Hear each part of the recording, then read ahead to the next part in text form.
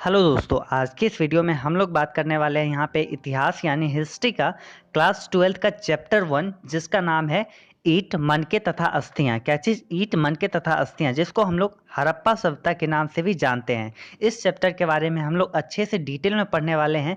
जो भी important question बन सकते हैं इस चैप्टर में, आखिर हुआ क्या, क्या कब हुआ, कैसे हुआ, सब कुछ आज हम लोग अच्छे से समझने वाले हैं। और साथ में हम लोग इंपॉर्टेंट क्वेश्चन भी देखेंगे। सो आप लोग वीडियो को लास्ट तक में बने रहिए। और यहाँ पे हम भरोसा आपको दिलाते हैं कि 10 मिनट के इस वीडियो में हम आपको इस चैप्टर को इतने अच्छे से कंप्लीट करवाएंगे कि आपको कोई और वीडियो देखने की ज़रूरत नहीं पड़ेगी। तो हम लोग यहाँ पे स्टार्ट करते हैं, लेकिन उससे पहले आपको ये बता दें कि हम लोग जैसे यहाँ पे हम लोग आगे जो बढ़ते हैं, ऑब्जेक्टिव क्वेश्चन जैसे इस चैप्टर की आती है, तो कैसा ऑब्जेक्टिव क्वेश्चन आती है, चलिए हम लोग देखते हैं यहाँ पे ऑब्जेक्टिव क्वेश्चन किस प्रकार की आती है। पहला है यहाँ पे हड़प्पा सभ्यता का सर्वप्रथम खोज की थी, तो किसने किया? तो हो जाएगा आंसर दयाराम साहनी। तो यहाँ पे हम लोग क्या देख रहे हैं कि हम लोग डायरेक्ट जो क्वेश्चन पढ़ रहे हैं और उसका आंसर याद कर रहे हैं। और अगर हम लोग यही बोले कि इसको याद ना करके हम लोग बल्कि इसको स्टोरी में कन्वर्ट कर देते हैं, एक कहानी के रूप में परिवर्तित कर देते हैं, और उसके बाद हम अच्छे से समझ भी पाएंगे और अच्छे से हमें याद भी रह पाएगी। तो इसलिए हम जो है आपके लिए यहाँ पे कुछ अच्छे से एक डिटेल में इस चैप्टर के बारे में बना के लाए हैं, जिसको जो है आप अगर पढ़ लेते हैं एक बार तो आपको काफ़ी अच्छे से इस चैप्टर के बारे में नॉलेज हो जाएगा, जिससे आप जो है शॉर्ट क्वेश्चन, लॉन्ग क्वेश्चन तथा ऑब्जेक्टिव क्वेश्चन अच्छे से सॉल्व कर पाएंगे। तो हमारे पास यहाँ पे पहला चैप्टर क्या है? ईंट मनके तथा अस्थियाँ, जिसको हम लोग हड़प्पा सभ्यता के नाम से भी जानते हैं। चलिए स्टार्ट करते हैं इस चैप्टर को। यहाँ पे है हड़प्पा सभ्यता के बारे में इस चैप्टर में पूरा विस्तृत वर्णन किया गया है। तो हम लोग स्टार्टिंग से यहाँ पे देखते हैं क्या हो रही है इस चैप्टर में, केंद्रित भाग क्या है इस चैप्टर का।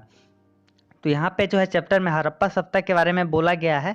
तो हड़प्पा सभ्यता का कार्यकाल जो रखा गया है 2600 से 1900 ईसा पूर्व रखा गया है। कार्यकाल कब रखा गया है? 2600 से 1900 ईसा पूर्व। अब इस पे जो है ऑब्जेक्टिव क्वेश्चन भी बन सकती है। सो आप लोग समझते हुए चलिए, अच्छे से दिमाग इधर कॉन्संट्रेट करके अच्छे से पढ़िए। क्या है यहाँ पे दूसरा पॉइंट, क्या है हेडलाइन, बस आप लोग पढ़ते चलिए। हड़प्पा आज पाकिस्तान में है। हड़प्पा आज पाकिस्तान में है। एक्चुअली पहले क्या हुआ करता था, जब ये कार्यकाल जब था उस समय जो है भारत में ही पाकिस्तान सब एक साथ ही हुआ करता था। लेकिन अभी जो है फिलहाल वर्तमान समय में जब पाकिस्तान का जब बंटवारा हुआ था, उसके कारण जो है हड़प्पा जो है आज पाकिस्तान में पड़ता है। तो यहाँ पे हड़प्पा सभ्यता भी आजकल पाकिस्तान में ही मिलती है। तो अगला क्या है हमारे यहाँ पे, हड़प्पा नामक स्थान पर यह सभ्यता खोजी गई, इसलिए इसे हड़प्पा सभ्यता कहते हैं। अब हड़प्पा सभ्यता क्यों कहते हैं, ये एक शॉर्ट क्वेश्चन में भी आ सकता है। तो इसका आंसर क्या आप लोग लिख सकते हैं, हड़प्पा नामक स्थान पर यह सभ्यता खोजी गई, इसलिए इसे हड़प्पा सभ्यता कहते हैं। चलिए तीसरा पॉइंट हम लोग देखते हैं यहाँ पे क्या है, हड़प्पा सभ्यता को ही सिंधु सभ्यता भी कहते हैं। हड़प्पा सभ्यता को ही सिंधु सभ्यता भी कहते हैं। सिंधु नदी घाटी में फैली हुई सभ्यता है, इसलिए इसे सिंधु सभ्यता भी कहते हैं। सिंधु नदी घाटी में फैली हुई सभ्यता है, इसलिए इसे सिंधु सभ्यता भी कहते हैं। मतलब ये जो सभ्यता है सिंधु नदी घाटी के किनारे फैला हुआ है, मतलब उसके साइड में ही ये सभ्यता फैली हुई है, इसलिए इसे सिंधु सभ्यता भी कहते हैं। अब आगे हम लोग अगला पॉइंट देखते हैं, ये क्या है, सभ्यता के प्रसिद्ध केंद्र क्या है। मतलब इसमें प्रसिद्ध केंद्र क्या है, तो ये हो जाते हैं दो केंद्र है। एक पहला इंपॉर्टेंट केंद्र क्या है, हड़प्पा, और दूसरा जो है मोहनजोदड़ो है। कौन कौन सा? हड़प्पा और मोहनजोदड़ो। इसका जो खोज कब हुआ था, इस सभ्यता का खोज हुआ था 1921 से 1922 ईस्वी में। किसने किया था? तो दयाराम साहनी और फिर राखल बनर्जी, राखल दास बनर्जी, ये दोनों ने मिलकर इस सभ्यता का खोज किया। कब किया था? 1921 से 1922 के बीच में। और फिर इसका खुदाई से जो जानकारी मिली है वो क्या क्या है, खुदाई से जानकारी किसकी किसकी मिली है, इमारतें की, मृदभांड की, मतलब इसका जो है मृदभांड का हिंदी होता है मिट्टी के बर्तन, इसका मतलब होता है औजार की, आभूषण की, मूर्तियाँ की, ईंटें की, मतलब खुदाई से इन सारी चीज़ों के जानकारी मिली है हमें। आगे जो है हमारे पास यहाँ पे जैसे क्वेश्चन आ सकती है कि ये जो है ये स्थान कहाँ पे है, जैसे क्वेश्चन आ सकती है बालाकोट अभी किस देश में स्थित है, तो आंसर हो जाएगा पाकिस्तान। तो इस टाइप से हम लोग देख लेते हैं जो भी इम्पोर्टेंट प्रमुख स्थल है, वर्तमान स्थिति उसका कहाँ है, मतलब वो अभी जो है प्रेजेंट समय में कहाँ पे स्थित है। तो यहाँ पे पहला क्या है, नागेश्वर। तो नागेश्वर जो है अभी वर्तमान स्थिति में गुजरात में स्थित है। बालाकोट पाकिस्तान में स्थित है। लोथल गुजरात में स्थित है। धोलावीरा कहाँ पे है? गुजरात में। आगे क्या है, कालीबंगा राजस्थान में। कालीबंगा कहाँ है, राजस्थान में। ये जो है कालीबंगा इंपॉर्टेंट है, वीवीआई है। कालीबंगा राजस्थान में स्थित है। आगे क्या है, बनावली, अभी जो है हरियाणा में स्थित है। बनावली हरियाणा में स्थित है। आगे क्या है, चुन्हू दरो, तो ये जो है चन्हू दरो कहाँ पे स्थित है, तो ये जो है पाकिस्तान में स्थित है। आगे जो है हम लोग इसका ऑब्जेक्टिव क्वेश्चन भी देखेंगे, लेकिन अभी जो है हम लोग थोड़ा सा ये इंपॉर्टेंट क्वेश्चन हम लोग देख लेते हैं। यहाँ पे इंपॉर्टेंट क्वेश्चन तो इसको ना बोल सकते हैं, इससे जो है इंपॉर्टेंट क्वेश्चन एक्चुअली इससे बनता है।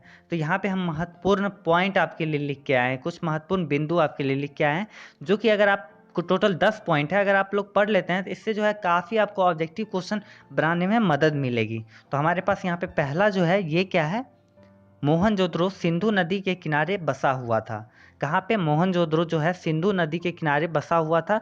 दूसरा सुनिए, पशुपति महादेव सिंधु वासियों के प्रमुख देवता थे। कौन थे, पशुपति महादेव जो है पशुपति महादेव सिंधु वासियों के प्रमुख देवता थे। तीसरा क्या है पॉइंट, मोहनजोदड़ो सिंधी भाषा का शब्द है। मोहनजोदड़ो सिंधी भाषा का शब्द है। अगला चौथा पॉइंट क्या है, मोहनजोदड़ो को सिंध का बाघ कहा जाता है।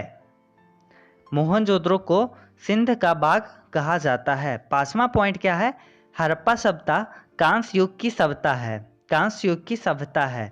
अगला छठा पॉइंट है हमारे पास यहाँ पे, कालीबंगा सरस्वती नदी के किनारे अवस्थित है। कालीबंगा सरस्वती नदी के किनारे अवस्थित है। हमारे पास यहाँ पे सातवां पॉइंट है, सिंधु सभ्यता का क्षेत्रफल त्रिभुजाकार है। त्रिभुजाकार है किसका, सिंधु सभ्यता का क्षेत्रफल। और हमारे पास यहाँ पे आठवां पॉइंट है, आती है, हड़प्पा संस्कृति व्यापार पर आधारित थी। हड़प्पा संस्कृति जो थी उसका मूल जो था व्यापार पर आधारित था।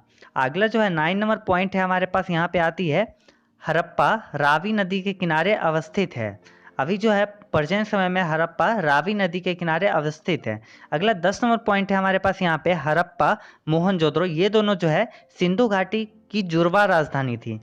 हड़प्पा और मोहनजोदड़ो ये दोनों जो है सिंधु घाटी की जुड़वा राजधानी थी। तो इससे जो है हम लोग अभी ऑब्जेक्टिव क्वेश्चन काफ़ी सॉल्व कर पाएंगे। चलिए, लेकिन हम लोग पहले एक बार पहले से थोड़ा सा रिवाइज कर लेते हैं। क्या है हमारे पास यहाँ पे रिवाइज करने में, देखिए, हड़प्पा आज पाकिस्तान स्थित है। आपको याद होगा हड़प्पा आज पाकिस्तान में स्थित है।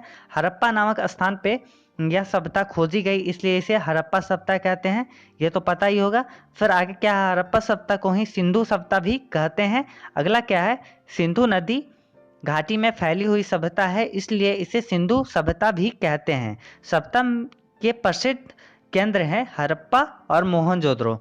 फिर हमारे पास अगला पॉइंट थी हमारे यहाँ पे, खोज जो है इस सभ्यता की 1921 से 1922 के बीच में किसके द्वारा, दयाराम साहनी के द्वारा और राखलदास बनर्जी के द्वारा। खुदाई से जानकारी क्या क्या चीज़ की मिली, इमारतें की, मृदभांड की, औजार की, आभूषण की और मूर्तियां की और ईंट की। तो यहाँ पे आगे क्या आती थी, तो प्रमुख स्थल और वर्तमान स्थिति। तो एक बार और इसको रिवाइज कर लीजिए, क्योंकि ये जो है इंपॉर्टेंट है। यहाँ पे नागेश्वर गुजरात में स्थित है। बालाकोट अभी पाकिस्तान में स्थित है। लोथल जो है गुजरात में स्थित है। धोलावीरा गुजरात में स्थित है। कालीबंगा राजस्थान में स्थित है। बनावली हरियाणा में स्थित है। चन्हू दरो पाकिस्तान में स्थित है। तो ये जो है मेन पॉइंट हुई। अब जो बात आती है अगर महत्वपूर्ण बिंदु की, तो ये तो आपको अच्छे से याद हो गया होगा। नहीं हुआ है तो आप आराम से इसको एक बार अच्छे से पढ़ते हुए चलिए। हम आपको स्लो मोशन में इसको आगे दिखा रहे हैं। तो फिर आगे जो है हम लोग के पास आती है ये सारे ऑब्जेक्टिव क्वेश्चन। तो हम लोग यहाँ पे अब जो है अगले पार्ट में, इस वीडियो का अगला पार्ट जब आएगी, पार्ट नंबर 2, तो उसमें जो है आपको ये सारे क्वेश्चन आपको अच्छे से रिवाइज करवा देंगे, जिसका लिंक आपको नीचे डिस्क्रिप्शन में मिल जाएगा इस वीडियो का। बहुत जल्द आपके लिए ये वीडियो आपके लिए बना के लाएंगे। तो आपको उसके लिए इस चैनल को सब्सक्राइब करके रखना होगा। और आप लोग से बस एक ही विनती है कि आप लोग अपने दोस्तों को भी इस वीडियो को फॉरवर्ड करें, ताकि वो लोग भी हमसे जुड़े और जल्दी से जल्दी हम लोग और जल्दी थोड़ा सा और फास्ट करके वीडियो काफ़ी ज़्यादा संख्या में हम लोग आपके लिए लाए। तो आप लोग बस इतना करिए कि वीडियो एक लाइक कर दीजिए और वीडियो को अपने दोस्तों के साथ शेयर करिए और चैनल को सब्सक्राइब कर लीजिए, ताकि आगे आने वाली वीडियो आपको मिल सके। फिर हम लोग मिलते हैं अगले वीडियो में, तब तक के लिए बाय बाय।